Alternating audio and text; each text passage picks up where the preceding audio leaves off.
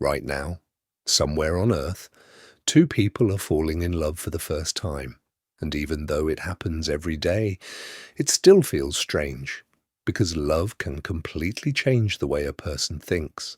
It can make someone risk everything, wait for one text all night, miss someone for years, or feel sick after losing them. But here's the weird part. Humans have been feeling this way for a very, very long time. Long before dating apps, before marriage, before cities, before humans even understood what emotions were, ancient humans were already becoming emotionally attached to each other, and nobody really knows when it started, because love doesn't leave fossils behind. There's no first kiss buried underground, no ancient skeleton holding flowers, but researchers think something strange started happening to humans around 100,000 years ago. One person slowly started mattering more than everyone else, and that may have changed human history forever. 100,000 years ago, human life was brutal. Most people never lived past their 30s. Every day was survival, hunting, finding water, staying warm at night. Ancient humans feared almost everything: hunger, injuries, wild animals hiding in the dark.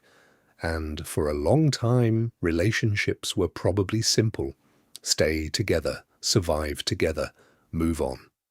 But eventually, something changed. Researchers like Helen Fisher started noticing that humans behave very differently from most animals. Humans don't just reproduce. They become emotionally obsessed. They think about one person constantly. They miss them, protect them, get jealous over them, and sometimes they stay emotionally attached for years. Which is strange, because from an evolutionary point of view, love almost looks irrational. So why would humans evolve something this intense? Human babies were a disaster. Seriously.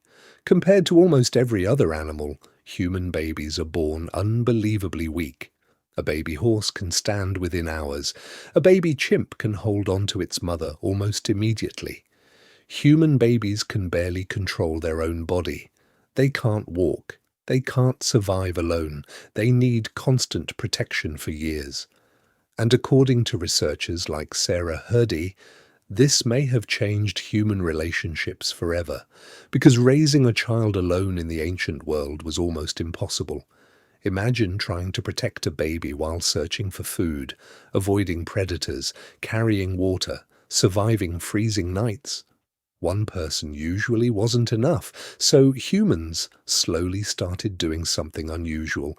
They stayed. Not forever, not perfectly, but longer than most animals ever did. And over thousands of years, something emotional started growing inside those relationships. Attachment. Ancient humans began forming bonds strong enough to keep people together, even when survival got difficult. And once that happened, love stopped being just useful. It started becoming emotional, and once humans became emotionally attached to each other, a new problem appeared: loss.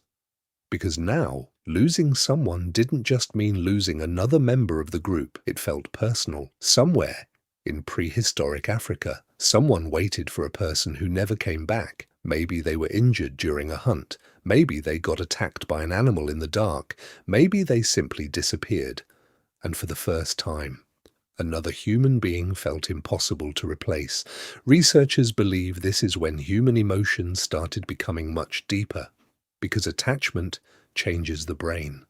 In the 1990s, anthropologist Helen Fisher began studying romantic love across different cultures, and she noticed something strange. Humans everywhere kept describing love almost the same way: obsession, jealousy, emotional pain, constant thinking. Even heartbreak activates some of the same brain regions involved in physical pain, which sounds dramatic until you actually experience it.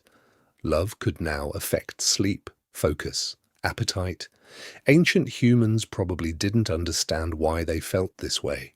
They just knew one thing: certain people started mattering more than everyone else, and once humans reached that point, relationships became far more than survival partnerships. They became emotional bonds. For most animals, relationships are temporary, but humans slowly became different. They remembered people, missed people, worried about people, and eventually started choosing people. This may be one of the strangest things humans ever evolved, because emotionally focusing on one specific person can actually be dangerous. Love makes people irrational, jealous, distracted, emotional. So why would evolution keep something like that alive? Helen Fisher believed the answer was simple. Love kept humans together long enough to raise children, but over time, it became much more than that. Ancient humans started building emotional lives around each other. A certain voice became calming, a certain face became familiar. One person's absence could ruin an entire day. And for the first time in human history, humans may have started imagining a future with someone else in it, which is kind of unbelievable when you think about it. These were people living in caves, hunting animals with stone tools, and somehow they were still dealing with emotions modern humans understand perfectly: fear of rejection, jealousy, attachment, loneliness. Even today, humans still react to love in strangely ancient ways. Your heart beats faster, you think irrationally, you obsess over tiny details, because the systems controlling love inside your brain are extremely old, much older than civilization itself. The strange thing is, humans didn't just evolve love. Love may have helped humans evolve, because once people started forming stronger emotional bonds, human groups slowly changed. Families became more stable, children survived more often, cooperation became easier, people shared food more consistently, protected each other more aggressively, stayed together longer, and over thousands of years, those emotional bonds may have helped humans build something much bigger than survival: trust. Ancient humans were physically weak compared to many predators. We didn't have claws. We weren't especially fast. But humans became extremely good at staying connected, not just through language, through emotion. And researchers think that ability changed everything, because humans who cared deeply about each other often survived better together, which means some of the most powerful human emotions today: attachment, heartbreak, jealousy, love may all be connected to survival instincts that are hundreds of thousands of years old. Even now, modern humans still build their entire lives around emotional connection. Songs, movies, marriage, poetry. Some people even destroy themselves over love, which is strange, because none of it was planned. Love wasn't invented. It slowly emerged inside the human brain over thousands of generations, until eventually one person started feeling more important than everyone else. So, when did ancient humans first fall in love? The truth is, nobody knows. Love doesn't leave evidence behind the way tools or bones do. Archaeologists can discover ancient weapons, ancient fires, ancient footprints, but they can't excavate a feeling.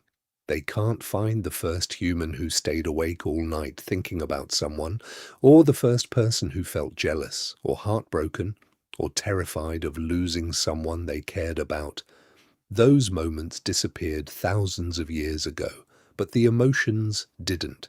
They survived inside us, which means somewhere in the distant past, while ancient humans were trying to survive harsh winters, avoiding predators, searching for food, two people still somehow looked at each other and felt something deeper than survival. And even after everything humans have built since then, cities, technology, modern civilization, our brains still react to love almost the same way theirs probably did, which is kind of beautiful, because it means one of the oldest human experiences is also one of the most modern. And maybe that feeling you get when someone suddenly matters more than everyone else has been part of being human for a very, very long time.